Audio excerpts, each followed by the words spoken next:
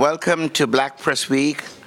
Welcome to this luncheon that has to do with the state of black press, the future, and where we are. We have an exciting program planned for you this afternoon, one that I think will be not only enriching but inspiring. But it's important for us to understand the value and the reason why we're here. 185 years ago, the black press was created to plead its own cause, to determine its own future, and to connect its communities.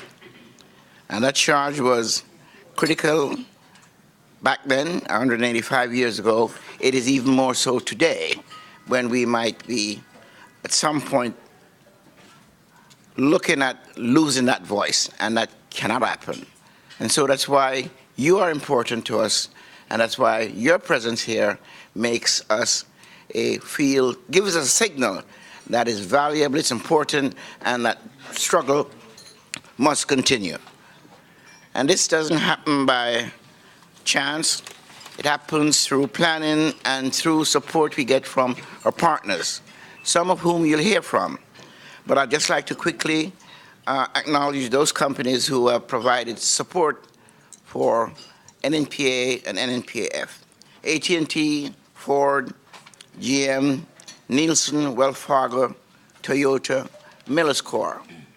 And it's important for us to have that kind of support, and I'd like to ask you to give them a hand.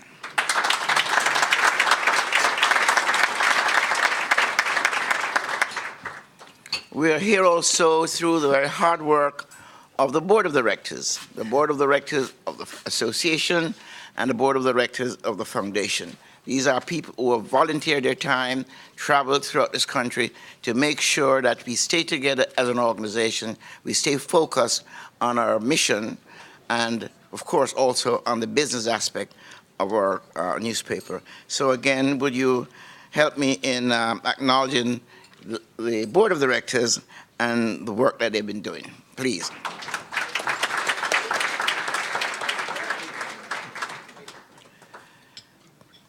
And so we want to look at the state of the black press in two ways. We have our national leaders who will give us that vision of where we are and how we can connect. And then we have those business experts who can drill to a pathway to assist us in making this a viable mission. So it's very exciting. We have, of course, the well-known and quite capable, outstanding journalist, George Curry, who will help us to go through the program. But I'd now like to call the chair of the association, Chairman Clovis Campbell, who will recognize some of our partners. Mr. Campbell.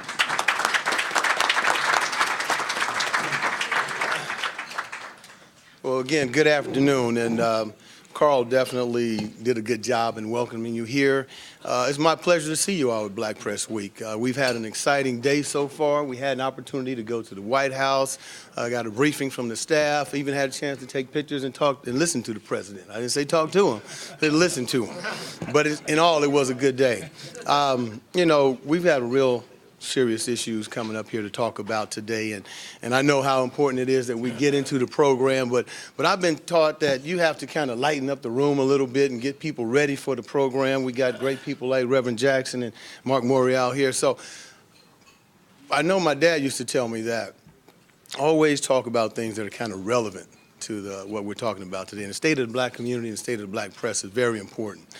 And so when you talk about the black community, you talk about one thing that's really important, and he was always aware of violence and abuse against children. And so he always told me this story, and it kind of makes me remember to kind of live life and enjoy life. He said that there was this young lady, and she was only about 13, 14 years old, and she would always beaten by her parents. And so one day she had to go to the court to decide what they were going to do with this young lady. So the young lady got to the court, and she was brought to the judge, and the judge said, well, young lady, what are your choices? Do you want to stay with your mother? And she said, no, No, Judge, my mother beats me terribly. I cannot live with my mother one more day. And so she said, well, do you want to stay with your father? She said, no, my father beats me worse than my mother does. And he said, well, what do you want to do? She said, you know, Judge, I thought about it and I looked around. I think I want to live with the Washington Wizards because they don't beat anybody.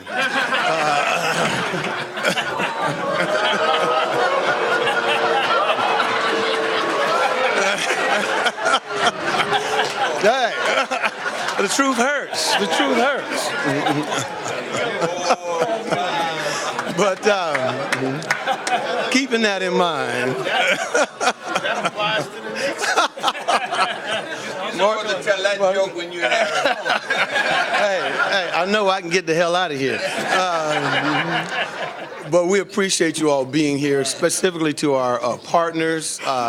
Carl mentioned all of them, but I particularly want to mention a couple of them, specifically General Motors, Toyota, Wells Fargo, who I sit on an advisory board in Phoenix with, and we got a lot of good news about what's happening with Wells Fargo in the mortgage industry and all the good projects and programs they have. So thank you all for being here today.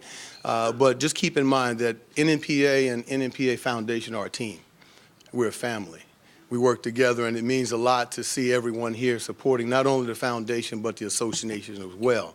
And through your support, we'll continue to bring the news to you that we've been trying to for the last 100 and so years. One of the big things that we are doing in our initiative this year is to make sure that all of our publications become as astute digitally as they possibly can. That means that all of our newspapers must have websites. They must be able to use social media. They must be able to have mobile applications as well. So when we are able to bring the black news to you, we'll bring it to you from a multi-platform program. So when we talk about being the voice of the black community, there will be no network larger than NNPA and the black newspapers across the country. So with that, I want to welcome you, thank our board of directors, our past presidents and past chairmen, Mr. Bogle, Mr. Smith, Danny Bakewell, and all those other publishers here today. God bless you. Dorothy, where's Dorothy? I don't see her. I don't see Dorothy. I know I've been accused of a chauvinist all this week. All this week.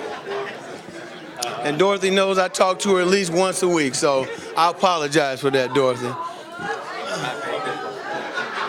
You know what? Like I said, I get the hell out of here sometime. But again, thank you all. Welcome and enjoy the panel. George Curry is going to do a great job in getting this done. Thank you.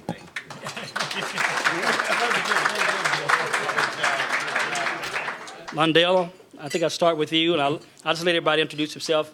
5 minutes, and we'll go from there.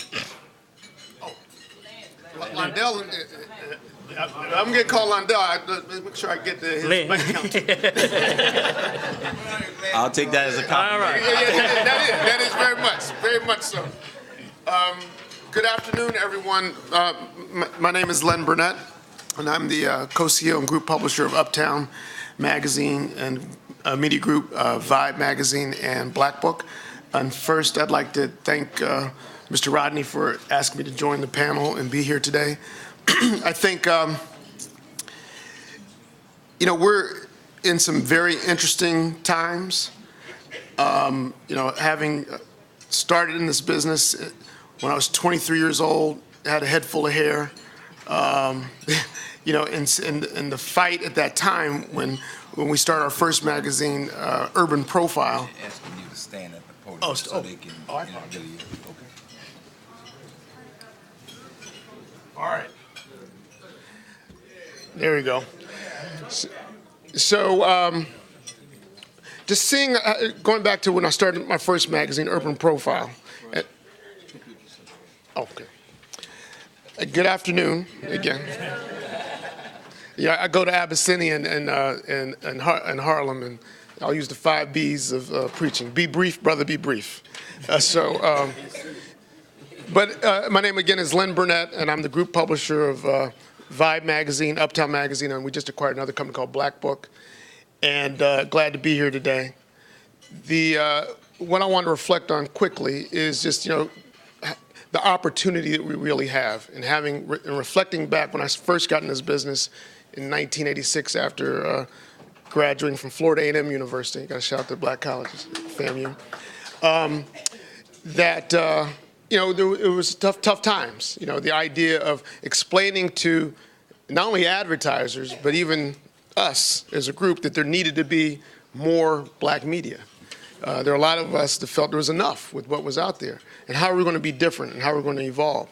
And really, but explaining to advertisers there was an audience and that we were not a monolithic group and very diverse in our likes and dislikes and our tastes and culture and, and places in our travels.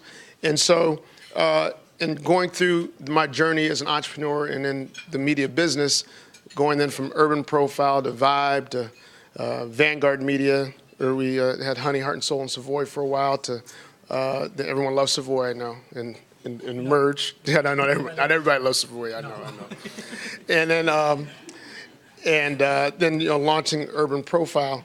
The idea of the importance of what our media is to our culture, and more importantly, again, what it is to the advertisers and why you should participate and support us is becoming even more evident and important, because our culture is now really American culture.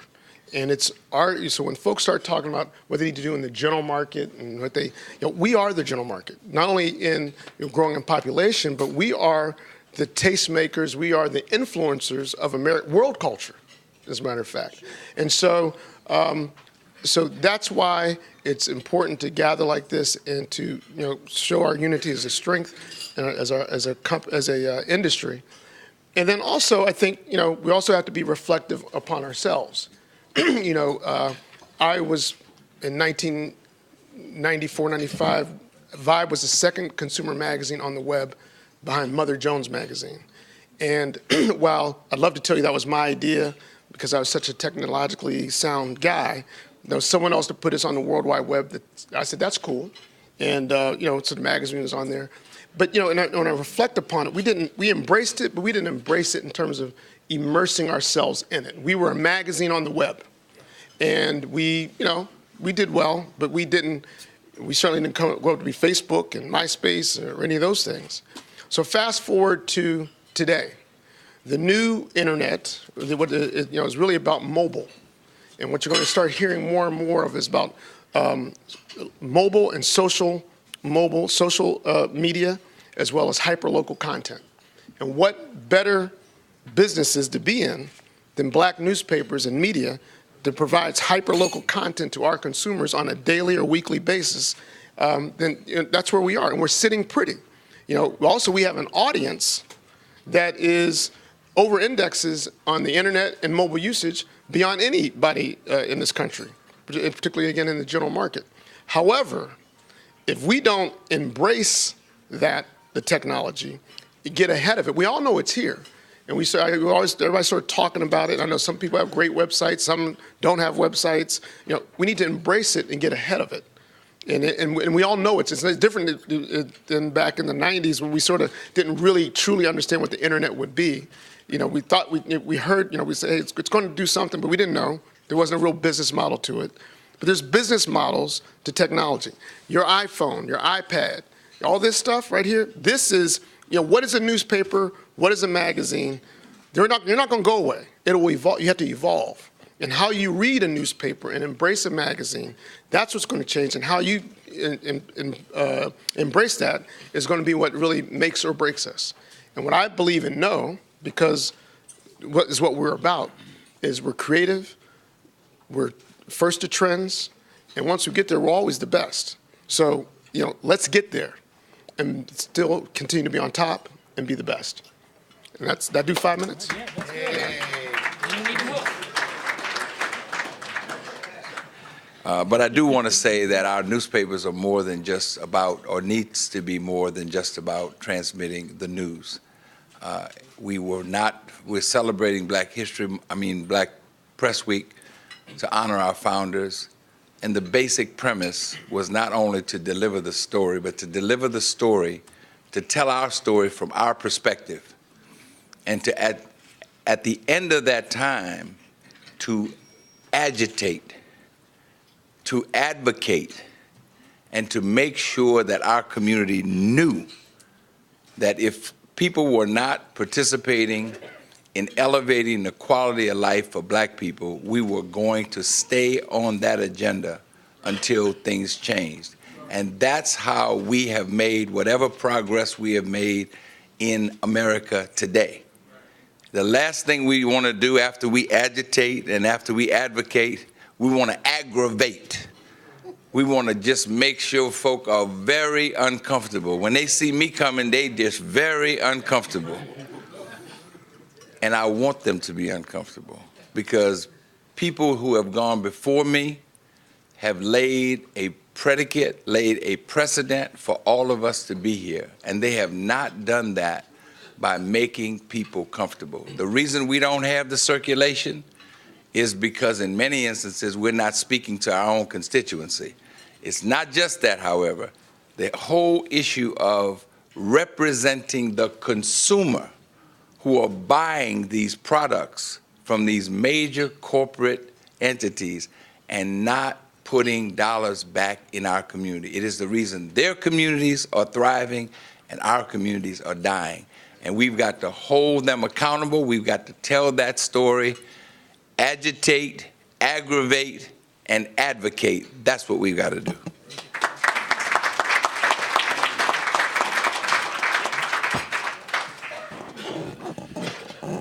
Good afternoon. Chester Jackson, Rainbow Push Coalition. I want us to, first, I'm so grateful to you, Mr. Rodney, for making it possible for us to meet together today to discuss these matters, and all of the officials, mostly Dorothy LaVelle. I don't want to leave that part out. We are both Chicago Bull fans, and when we beat Miami last night without Derrick Rose, so what can you say? That's not one of these wizard jokes.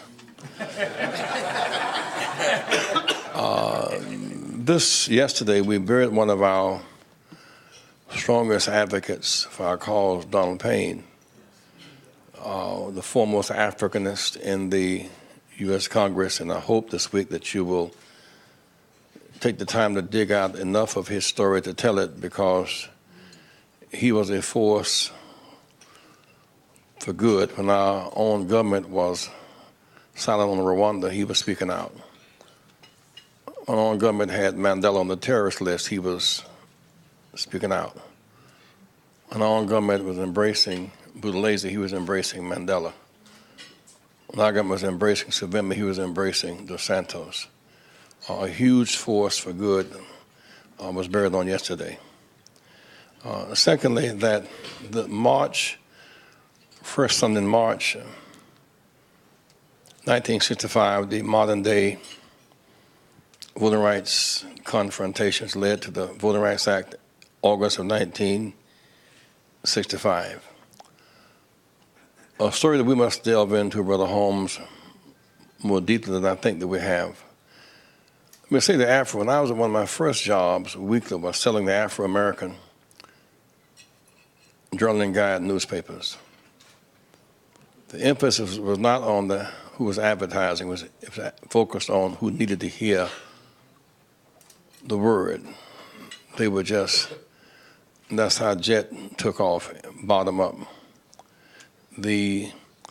Johnson could not borrow money for Jet or Ebony, Negro Digest, and Jet subscriptions. He couldn't borrow it in the bank, so he sold subscriptions. It was bottom. Long before he had the advertisers, he had the community. I said long before he had the advertisers, he had the community. Kids on corners knocking door by door. The driving force behind Ebony and Jet was its subscription drive. It was the fashion fair idea was to somehow engage black frats, sororities, and professional people to begin to tie in advertising and modeling using the black base and aiming at that base for its priorities. Before the Chicago Tribune and Sun-Times grabbed the Emmett Till story, Jet grabbed it first, because it was bottom up. Our focus as a black press was how deeply we penetrated black churches and labor and schools, Not much of it is focused on how we concentrate on getting advertising, which creates some tension between the ethical, the ethnic, and the economic. We need the advertising, but we need our souls first. That's where our credibility comes from, focusing on mass mobilization of churches, subscriptions, labor, and schools. We run the risk, some companies want to advertise with us to buy time. They want to advertise with us so as to corrupt the process and cover up their toxic behavior. I just said something, didn't I? There's an ethical issue here as to who is allowed to advertise. What are the standards other than I need the money for the advertiser? I'm concerned that we bail out the big automotive companies, for example, which was a good deal. There's not one black auto dealership in Chicago, or LA, or Washington, or Philadelphia, or New York, or Miami, or Memphis, or Phoenix, or San Francisco.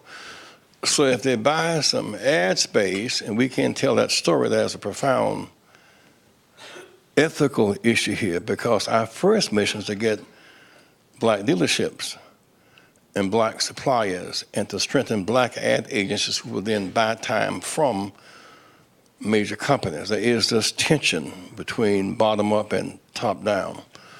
The breaking story on the FCC and the tax certificate. When they first the government developed the science of radio, they gave all the channels, all the license to white males only in a lottery. Only white males could get a radio license. We were not eligible. And I developed something in the 1948, something called television. It's a government research. Only whites were eligible to get one of them in the lottery if they had experience in radio, which we would not be in radio. When Carter and Ben Hooks came in, they developed something called tax certificate. Companies that have been given to whites can be sold to us with a tax deal. The very first act of Gingrich was to kill the tax certificate. The Bob Johnsons and the Kathy Hugheses come out of the tax certificate. The first act they killed, Hiram, was to kill the tax certificate. So we have a net loss of radio stations, TV stations all over America because we cannot get access to capital, advertising, or government protection. That has to be a story that no one is interested in telling except us. Lastly, there's a struggle between, we marched last week from Selma to Montgomery again, 54 miles last week.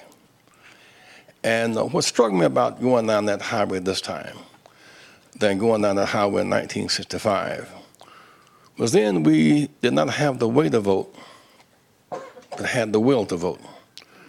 So much will until we walked into horses and dogs. So much will that we walked into guns and bullets and got shot. So much will that we lost jobs. So much will. When I walked down the Alabama highway today with 400,000 blacks unregistered, and all those high school seniors in the black belt eligible to register right now, something's missing. Now look at Talladega and Tuskegee and Alabama A&M and State and Oakwood College today, and half of those kids not registered to vote, while they need tuition lowered and student loan debt forgiveness. We seem to have more way than will. I know we can make a strong case, Mark, there's something called voter suppression. We've always had voter suppression. That's not new. We've always had voter denial. That's not new. But we overwhelmed the system. Today, there's 16 million blacks registered, 10 million unregistered, 400,000 blacks unregistered in Alabama, 400,000 in South Carolina, 700,000 unregistered in Georgia. about 800 unregistered in North Carolina, 1,400,000 in New York, about 1,700,000 in Texas. We fought for the right to get to the plate with the bat, to hit the ball. So if you don't have the bat, now walk up to the plate, you can't get a hit. Somebody got to make the case that while there is voter suppression, voter determination must be greater than suppression. We got to out the will. We must fight technically to make certain that the Department of Justice intervenes and stop them from doing mean, tricky things to us. But when it's all said and done, it is by our will that we win this battle. Thank you.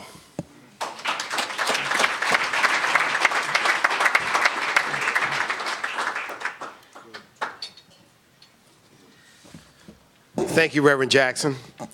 I'm Marc Morial. I'm proudly the 8th president of the National Urban League. And let me just begin by thanking Clovis Campbell and all of the publishers. I'm going to give you a hand for what you do. To all of the panelists, but especially to Danny Bakewell and Reverend Jesse Jackson, who have the nerve and the verve to serve. The nerve and the verve to serve. See how well I learned from you, Jesse.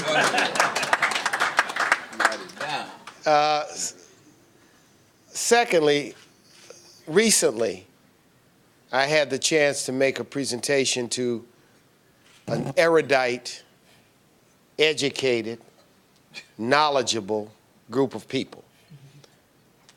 I proceeded to share with them a set of facts and a very important story.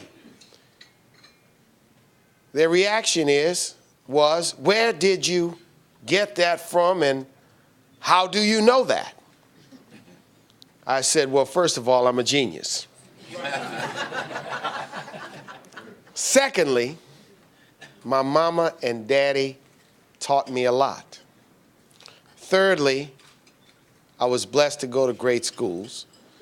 But the fourth and the most important reason is because I read the black press. I read the black press. And the story came directly from black newspapers. So I stand here today as a subscriber to about 20 of your newspapers. And I will commit that anybody that gives me a card today, I'm going to put it in my pocket and I'll subscribe to your paper too.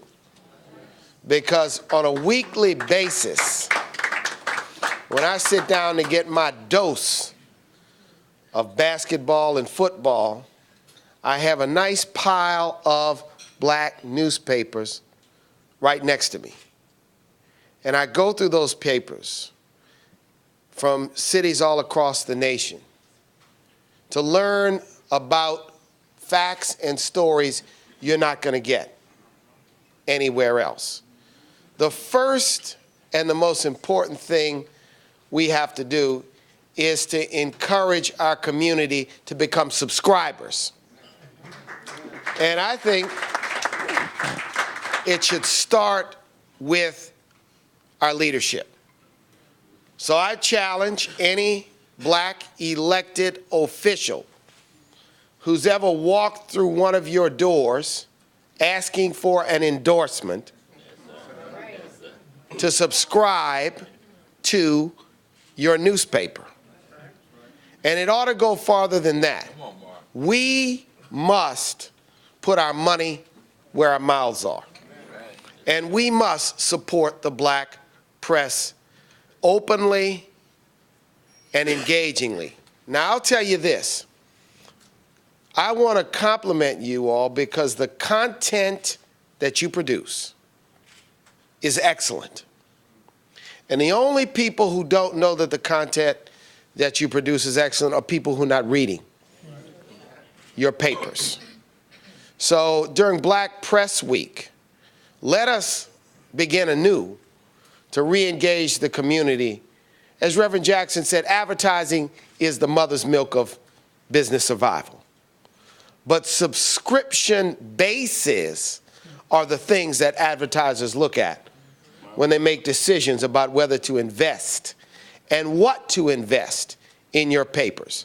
So we need to press and push for people in our community to join your network by becoming subscribers.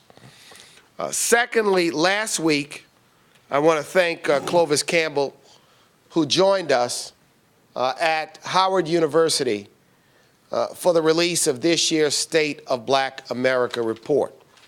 And let me personally thank every publisher who has carried my weekly column, every publisher who, in fact, covered this event. I deeply appreciate the visibility that you provided to us.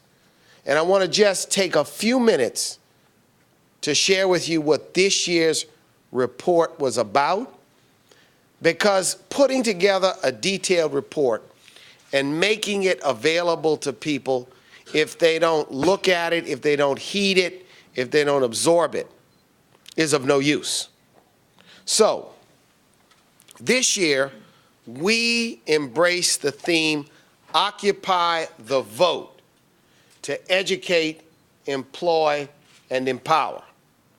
And while voter suppression and efforts to trick and confuse people, to block the gate to democracy have long been a part of this nation's history, we have seen in the last 18 months a literal avalanche of new laws that are being introduced all across the nation, not only to require people to have IDs to vote, but to require them to have a certain type of ID to vote.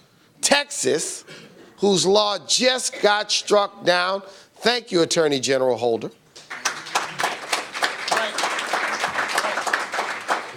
denies students with a University of Texas ID, but allows a gun permit as proper ID. We need not be confused by high-level intellectualizing, which is nothing other than a smokescreen around an effort to suppress people's ability to vote in 2012 when the future of the country is at stake.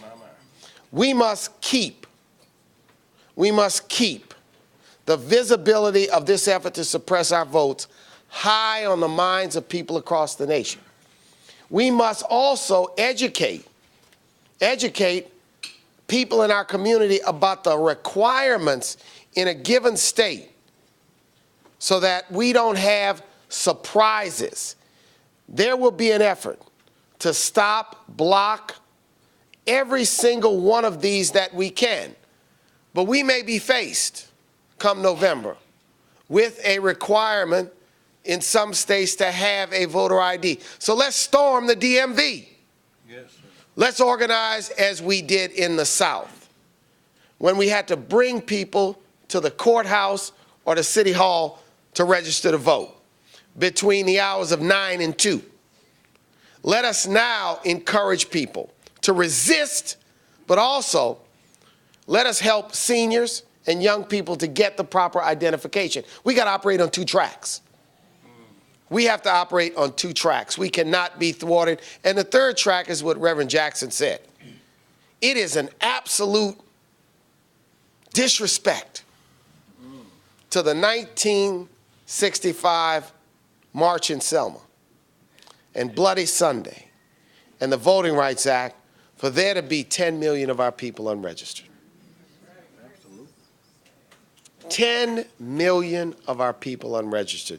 So we've got our work indeed cut out. So thank you. I look forward to the discussion. Please read this year's State of Black America.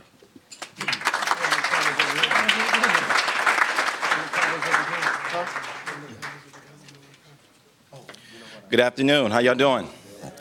Y'all look beautiful out there. First of all, give yourselves a hand, because it's getting tiny and y'all still looking good.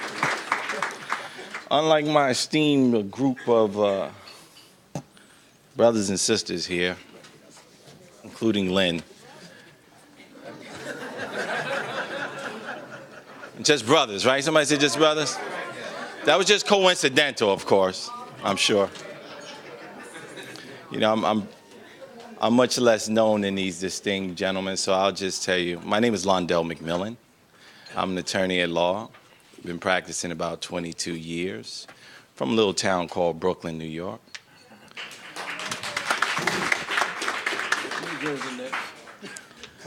My mama from a little town called Millersville, Georgia. And my father's from Wallace, North Carolina.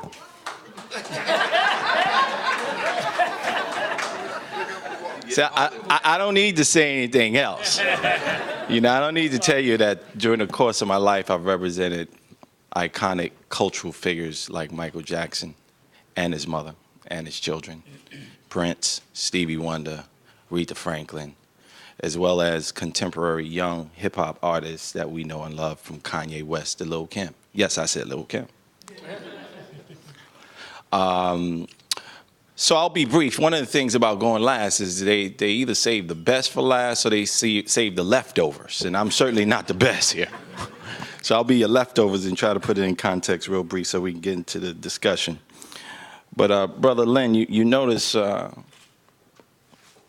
Uncle Marc Morial over there. No, Brother Marc, he's still brother. Just mentioned Uncle Rev and Uncle Danny. They didn't even address us young boys on the ends. So I'm sure it wasn't intentional, right, Hiram? But I'm just pointing it out. Because as a student of history, where I went to Cornell University in the 80s, Rev, you know this, and I studied in industrial labor relations. So the labor movement was something I studied in collective bargaining. But I also minored in African American studies. And so I had the benefit of understanding the context of struggle, both coming from the labor movement and then coming from people of African ancestry. And as Len also said, he said comes from Abyssinian, be brief, be brief. One of my heroes, in addition to the distinguished panel here, yes, you too, Rev, and Dr. King, and Rev and I often discuss this. One of my heroes was El Hajj Malik Al-Shabazz, a.k.a. named Malcolm X. And he would often say, be plain, keep it plain, make it plain. So I'm going to try to make it plain using my legal background, and less so on the fact that I am a new publisher. I guess maybe 4 or 5 years still qualifies me as new with this distinguished crowd. I acquired and took over the 25-year-old next year hip-hop publication called The Source. And if you didn't know, now you know. Because The Source is it's an old brand, but with new purpose and real leadership at the helm, with consciousness, dignity, and social responsibility. So I want you to know that. I also want you to know we started a publication nationally of a book that had been local in Houston called Jones Magazine, for my beautiful ladies, the sisters here, fashion and beauty, to channel our resources to redefine what beauty and style is. So please check out Jones Magazine and jonesmag.com. But I'm going to go into some of the plain facts, you know, in terms of what we are dealing with on the business side, because everyone knows it, but I guess, you know, to the extent we could just hear it in a summary form, it doesn't hurt. One is when you're building a business, and I'm a business lawyer, so I go into some of these basic things. When you're building a business, obviously, is what's your product, and what's in our business is content. Reverend Jackson talked about that ethical dilemma on what we're doing versus what content we're producing versus. Those are real issues. But to be keeping it real, Rev, those are the same issues that are in our churches and in our nonprofit organizations as well. Those will always be issues. That's why we got to work together so that we can hit them and be strategic on who's hitting, when they're hitting, and how they're hitting. But if it has to be hit, it has to be hit. But that's not just unique to publishers. That's always going to be an issue, especially in this country, because we never get our fair share But the content and the content development, what are our priorities in content and who are we speaking to? There's a generational divide, unfortunately, my brothers and sisters. We need a new marketing strategy for new priorities. The very same fundamental issues are here for us, but we have to attack them in multiple ways. There's no right or wrong, but we have to market to different audiences differently. Time's up? Okay, no problem. Go ahead, wrap it up. So I'm gonna wrap it up. Management, legal and affairs, your audience, focus on that audience, we have to grow it. Capital and finance, we have to do investment clubs and figure out how to get capital, how to put our funds together, how to organize it, and grab it. Revenue generation of sales, we're going to talk a lot about that. It's not just about going to advertise, knocking on the door and complaining. We got to be more strategic than that because we never going to get it that way. The marketing and the experiences, in addition to what they see, not just in print and what they see online, they're going to want to see events. They're going to want to see you put people in the room. And when they come in the room, they're going to have to feel us. They're going to have to feel us.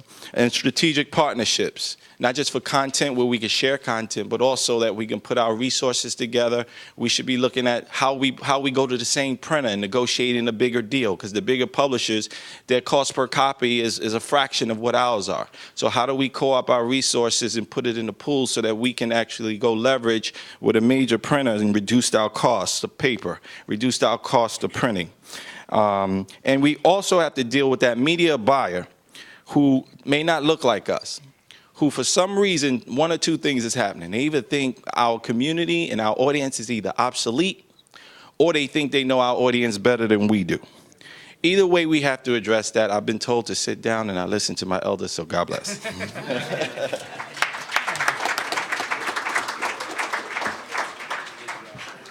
I appreciate that because we got a little time, and I'm going to take my part, and I'm going to open up so you can have your part. So I appreciate the discipline for everybody. First of all, Mark, you just did something that really moved me. It's one thing to talk about the black press, but to offer to subscribe to everybody in the newspaper in here, that is a tremendous accomplishment. I want to thank you for that. I want to start with you and Reverend Jackson, and now tell me, how do we move beyond that? I am embarrassed, as I said earlier, to go to any major city. You look at the number of black people there and the circulation of our newspapers. How do we get our community to commit to us like we commit to them? Large groups of employees, consumers, on board to lead and say, I'm a subscriber, shouldn't you be a subscriber? And I think we've got to make an appeal very directly to the leadership to do that. Reverend Jackson, in his wisdom, talked about advocacy. And what should never be lost is the role that you play in advocacy. There is a very tragic case that just took place down in Sanford, Florida. The young man who was murdered by the neighborhood watch person. That case deserves, demands lots of light, lots of attention all across the nation, because it smacks of just vigilantism. And we have to speak out. So your role as advocates for the community is also something that I encourage you to continue to embrace. But we need to get leadership on board as subscribers. How do we do that, Reverend Jackson? I don't know. I've covered this man for 40 years. That's the first time I ever heard it answer. Oh, no. Well, do let me say that this week we celebrate 40 years since the Gary Convention.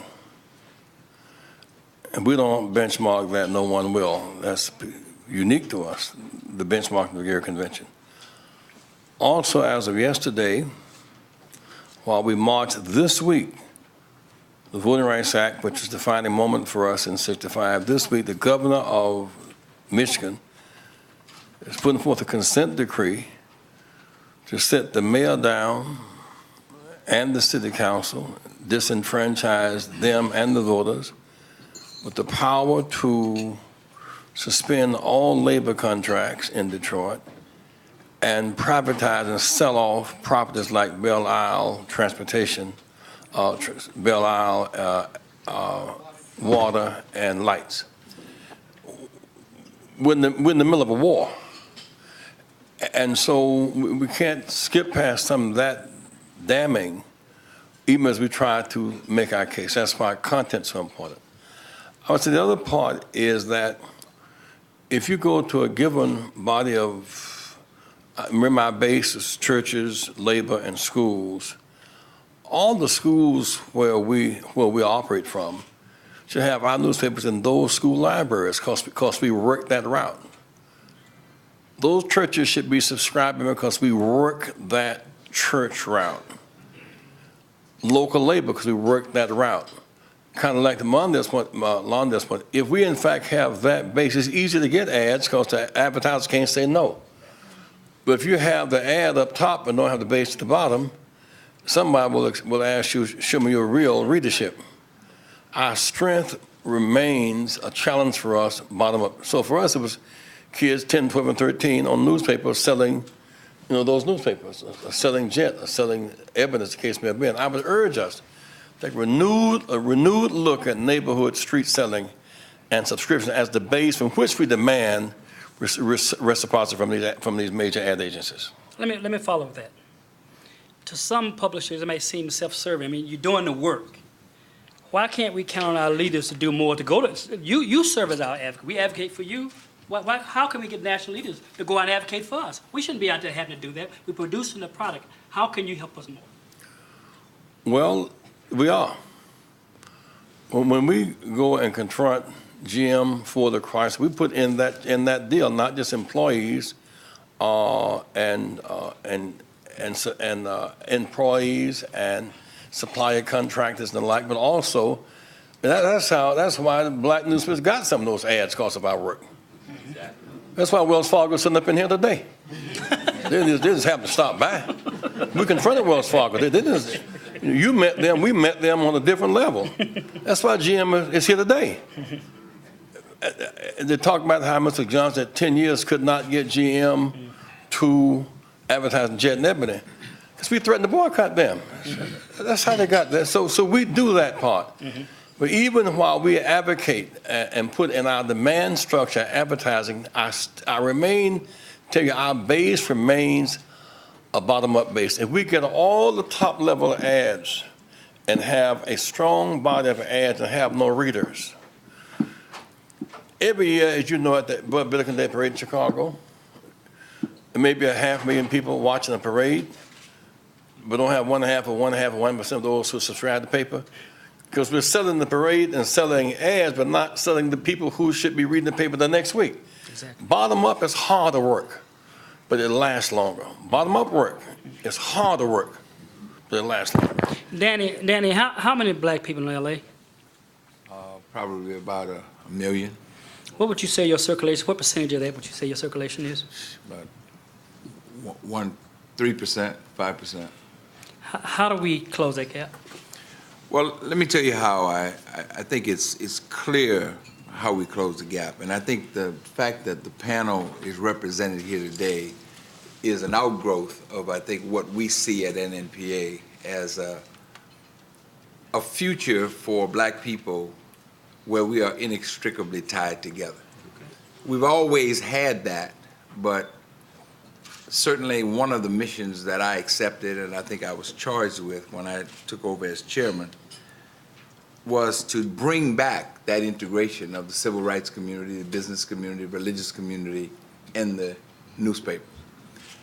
What you're seeing here today, there are no people who advocate harder for the black press than Reverend Jackson, Marc Morial, the other brothers who are up here with us, who tell our story, who got into business because they believe our story, and they recognize that we have a mission that they could, in fact, embrace as well.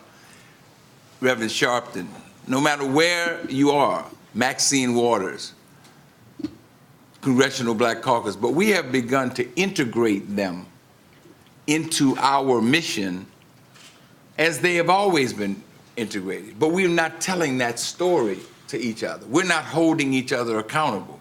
A perfect example was when we confronted Toyota, and we did that in high form and fashion, without any apology. You know the first thing they did? This is the ethics of it that Reverend Jackson talked about. They picked up the phone to call Reverend Jackson. They said, well, can you do something with we're a big supporter of yours. Can you do something with this? You know this Danny Bakewell guy? Call Marc Morial. Say, you know what they told him? I can do a lot of things with a lot of things, but I can't do nothing with him. But not in a condescending sense. It's to say, we believe in what he is doing. Why wouldn't you advertise with the black press? They raised the second level of the question. They made our question resonate, and they knew that they were not on easy ground. They being the corporate entity, Toyota in this case. They had no way out because we had a moral foundation from which we asked the question. You have a budget of $1 billion. We represent 25% of your market share. Why can't we share in the reciprocity? Why aren't you sharing that money with our community like you're sharing with other communities? Why aren't we worthy of you putting your product in front of us rather than telling us that you advertise in the LA Times isn't that good enough for you? Preachers do the same thing.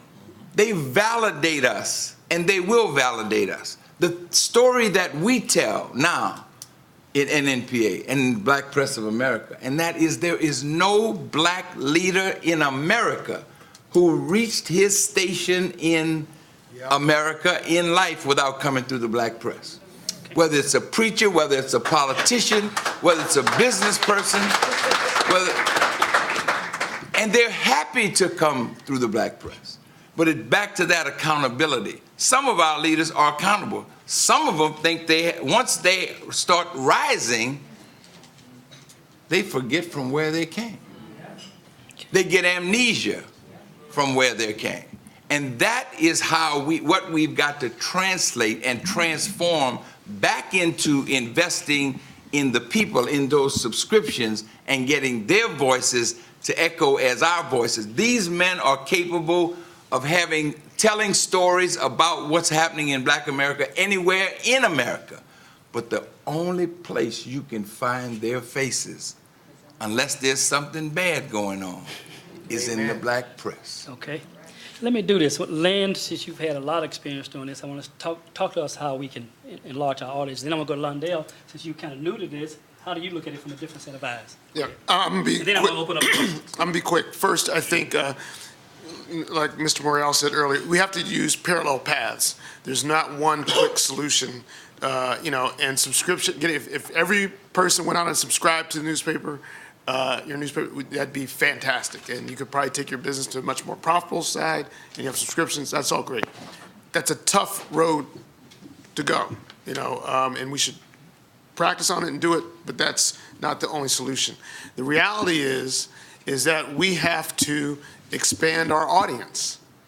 And okay, but how do we do that? It's okay. I'm gonna tell you how to do it. So Talk to me you got to. I talked about it earlier, and I'm gonna add to it. You got to embrace technology. If your website's not tight, if you don't have an app, if you don't have you're not on mobile, you're not gonna make it. That's the bottom line. And that's not just for black newspapers. That's for Journal Market. That's the New York Times. That's Vibe magazine. You're not going to make it. So yes, let's go out and try to get people to subscribe more. And Mark saying that, I pick up the Amsterdam News. I grew up in Pittsburgh on the Courier. But I'm going to subscribe. I'm going to subscribe. We need to do that. I should do that. And I will do that more. But that ain't going to save you. You got to get ahead of digital. And the thing is this, the audience that we're talking to, we're the most savvy folks on digital and internet anyway. So that coupled, I'm not talking about young people. It used to be like all the young cats are savvy.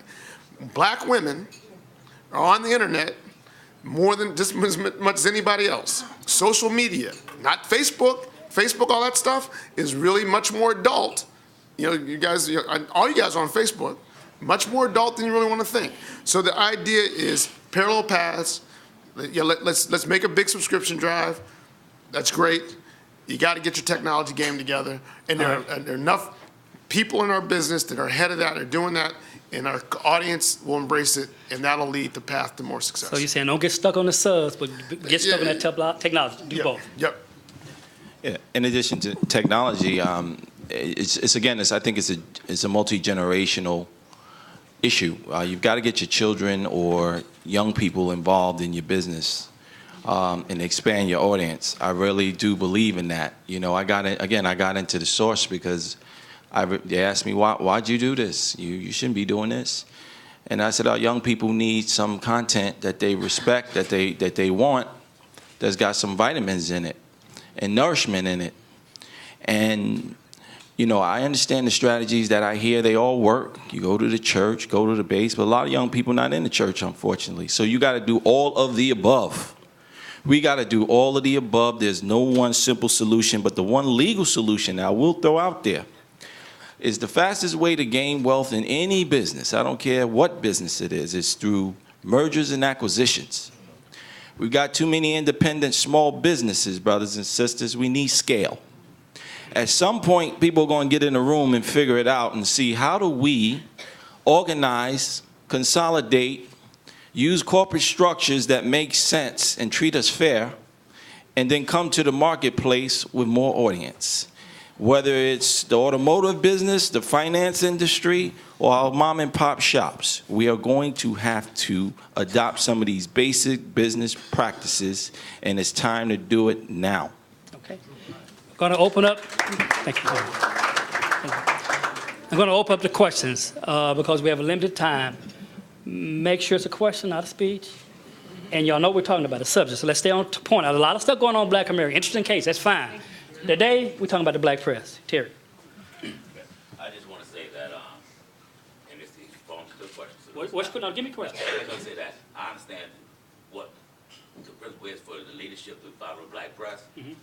The Urban League, almost been a friend of mine for a very long time. The Urban League's coming to New Orleans, and when they call us up, like leaders do, they say, "Can you help me?" Of course, yeah, we do. We help the Urban League things like the sentence after that, I couldn't respond to, because then they said, "We want to spend X amount of dollars with you in the black press, all the black papers to tell about the Urban League Cup." Well, nobody in 45 years ever told me that. You know, no leadership ever came and said, "If we want to spend money with you too." You know, you already subscribe to us, and I'm saying if you up with a challenge everybody to do that. But we have to come to town all the time. But no, never a black organization ever said, "And we're gonna give you some money too." Okay. Thank you. Thank you. Question. Alexa. All right. Okay, quiet, everybody else, so we can listen here. I want to ask Mr. Morial to talk about the subscription campaign that they did with Ebony and Jet, and how productive and successful was that? Well, it was highly successful, and it predicated on a strategy that Ebony wanted to undertake when they sort of relaunched, to give away a year's subscription. So we, in effect, did an online campaign, and of course, by giving away, they hope that they can convert the reader to a renewal subscription. So, you know, it's a time-honored strategy in the publications business to do that. I don't think I'm speaking out of school by saying this, but we produced through that campaign in excess of 40,000 subscribers, because we've put a lot of our energy into an online platform. Why online gives me a chance to be David and take on Goliath, because I can do a weekly newsletter online to go to 80,000 people. We can use Facebook and Twitter. In the old days when I joined the league in 2003, when we did a newsletter that went to a comparable number of people, it costs an incredible amount of money.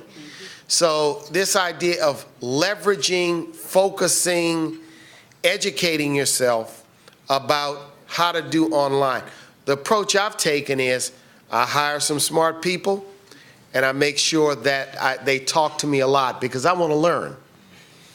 Learn about how the online space, whether it's mobile apps, whether it's how you use social media, how your website's integrated with social media. So we did that type of campaign. Of course, Ebony is a national publication.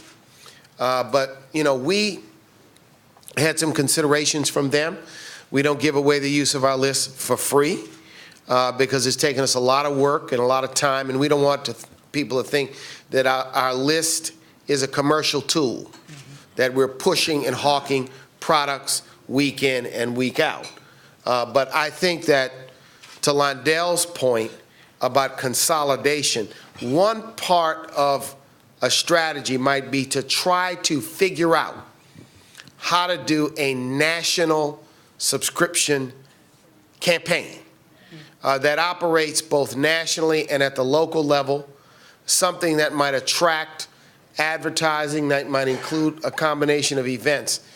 Whether it's young people or a more mature audience, the most important thing is getting your publication in front of people. I'm reading George's magazine. When Londell told me he took over, I went to the newsstand, picked up his publication. I want to see what they're talking about, see what they're doing. You got to get your publication in front of people, non-traditional audiences. Other questions? Yes. Right. First of all, I want to say I came in expecting the Pony show, but I've been overwhelmed with the positive emphasis of this. So I really appreciate it. The question is, kind of directed to the Reverend, because I agree that we want to keep, when we get advertising, that doesn't mean that we silence our stories and have control. And yet we find that we have, we consider friends who use our advocacy as an excuse to not just spend money. For instance, we're about to go into an election campaign, and we know that every election cycle, the Democrats assume that because we're going to advocate for their candidate, and our president, he's on our front page every week, that we shouldn't get paid because we're going to cover their stories anyway. But we can't advocate for you if we're not in business. So that's the excuse I think that we need to give them to pick up the advertising. Because I can't continue to help you if I'm supposed to shut my doors. So we need help back to you. Well, what I thought I heard, maybe it's from Londell, is that if you got the value of the Nielsen data, it gives us clarity on who is susceptible to what our leverage is. And so if there is a Democratic election coming up in November that needs us, while y'all in town meet with the DNC, they need you, and they have money. So negotiate with them. Because if they keep getting your coverage for free and without accountability, you will not get a business relationship. Is that part making sense so far? I mean, I said, why are you in town? DNC has a big budget, and they advertise in newspaper, radio, and TV. This is the time to negotiate that. That's all I'm trying to say to you. And the value of what Nielsen does, Nielsen looks at the companies that we do business with, not do business with us. So that is the point of leverage. So it saves you a lot of time just knowing who it is that we should challenge to be fair. All we really want is two-way trade. And right now we're suffering from too often one-way trade. I just want to follow because I think what Reverend Jackson said is important to give you a number. In 2008, Black and Latino voters comprise 20% of all voters in the United States. So don't get focused on 20.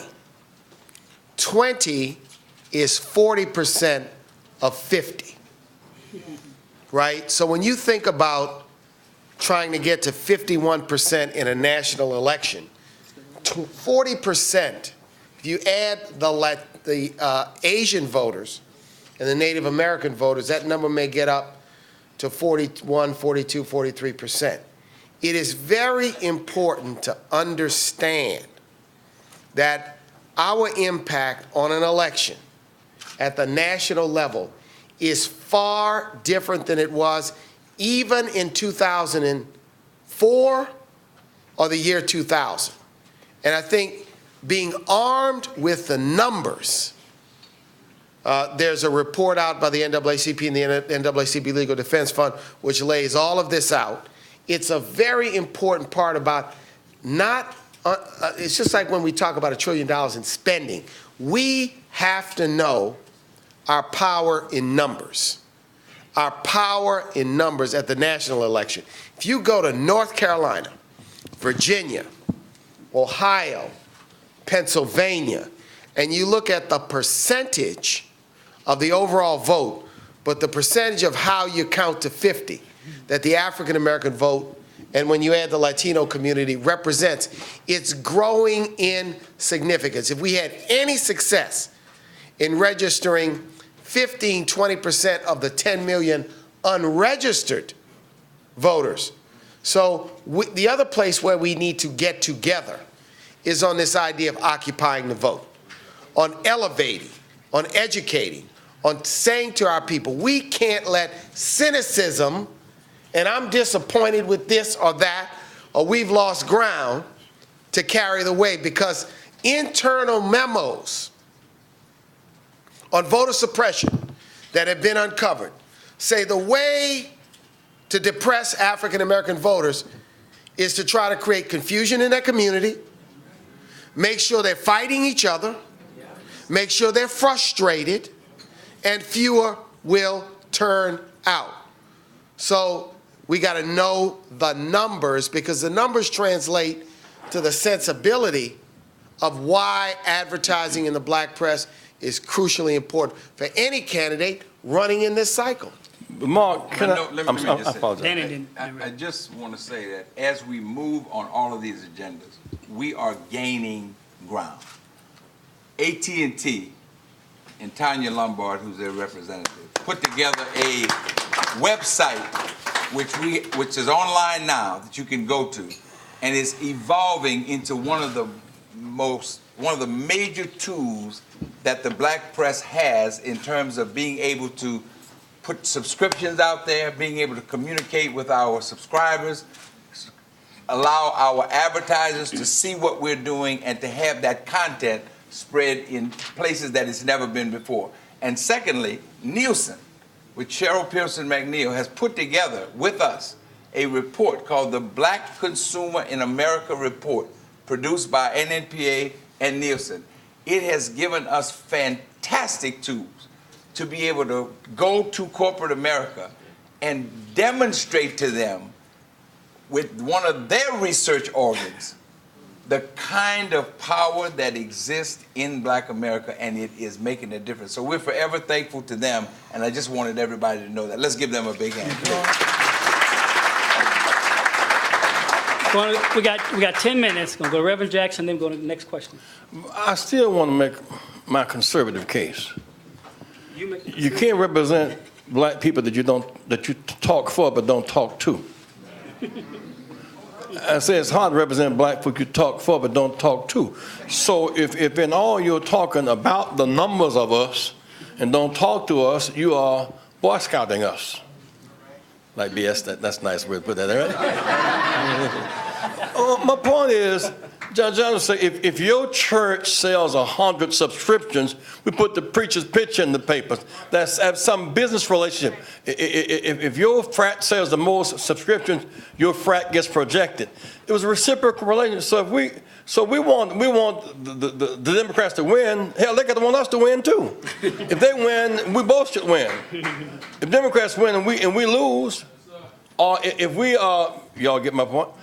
So and I'm saying that as an advocate. My point is, there's no reason why you should not, since you will carry the day in this election.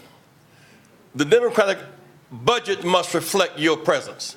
If you don't negotiate for it, you won't get it. That's good. That part makes sense. In a sense. Hello, and thank you for allowing me to be here. I'm a special correspondent, and I work on issues dealing with the U.S. Supreme Court and law, especially race in the law. And my name is Gloria Brown Marshall, and I'm a constitutional law professor and a freelancer. Mine's out of New York, Brooklyn, but Yeah. my major issue is we have the Associated Press over here, and we have the local news over there. How are you going to use reporters? Even the mainstream newspapers and mainstream media have been cutting back. There are a lot of freelancers like myself out there. So with the story in Florida, for example, are you going to keep getting mainstream news and then using that? And then is a gap between the mainstream news that you get from those sources and the very, very local news you have? What about in between, and Gotcha. how are you going to use reporters? Let me ask Rodner, our chairman, answer that question. Well, I give you the tough question. I don't take the You know tough. what, I like the tough ones, that's how it is. Go ahead. I think it's important that we embrace our writers and freelance writers that are out there.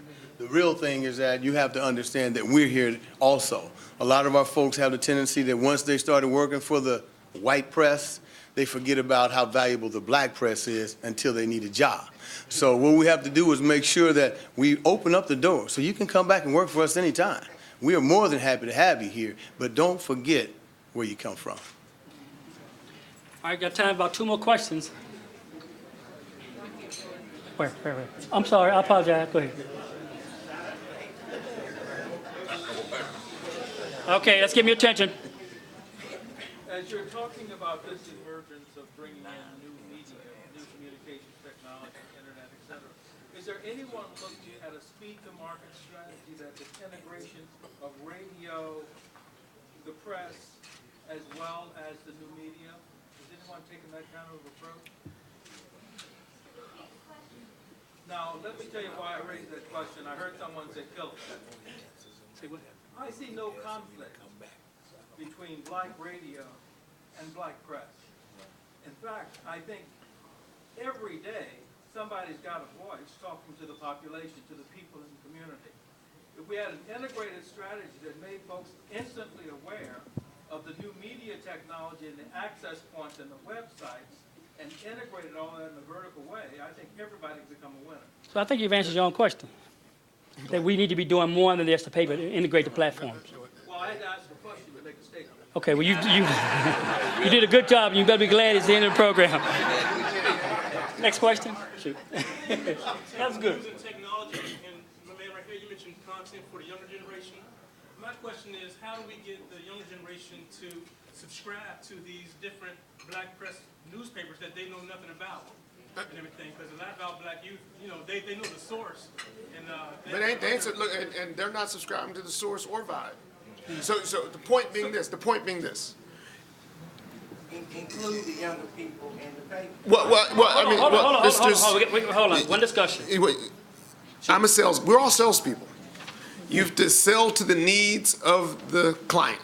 In this instance, the client is young black men and women who aren't subscribing to anything. So don't be offended, black newspaper. I'm sure you're not. I'm just saying they're not subscribing to the vibe, to the source, to Complex, to XX. None of them. They're not buying them off the newsstand. That's Ebony. That 40,000 they got, which is great. That's not a drop in the bucket to what they needed to do to get paid subscribers. That model is flawed and broken in today's marketplace. Years ago, you used to give them everything away for free, years ago, right? And now they evolved into, so again, address your audience. I think including more youth in the paper, would be great. But, I hate to sound like a broken record, but, they're on Facebook, they're on YouTube, they're on the mobile, they're on a mobile phone all the time. You develop a website that can be downloaded from your phone, you're going to get a whole nother group of people to read your content. Okay. Yeah, and the trick obviously, as you all know this, to package the website advertising with the print advertising, so you can monetize it. But I just had a thought and that is, you know, the idea of giving to every high school graduate in your town a 6-month subscription to your newspaper and getting their information so you can electronically communicate with them. Okay. So you got to create a level of engagement, and part of what he's saying is you got to meet people where they are in order to get them engaged. I mean, I run a historic organization, and we've been working, chipping away at building a bigger base. One of the reasons why we moved the State of Black America out of this building to Howard University is so we could go to where the students were. It's one thing to be over here talking about young people. It's another thing to be in an audience, in a place where they can also talk to us. I gotta let the former president, hold on. Gotta let the former president ask a question, then Reverend Jackson, we're gonna be out of here. Thank you, George. My concern is, how do you all, this town, feel about the integration of major media with the black press?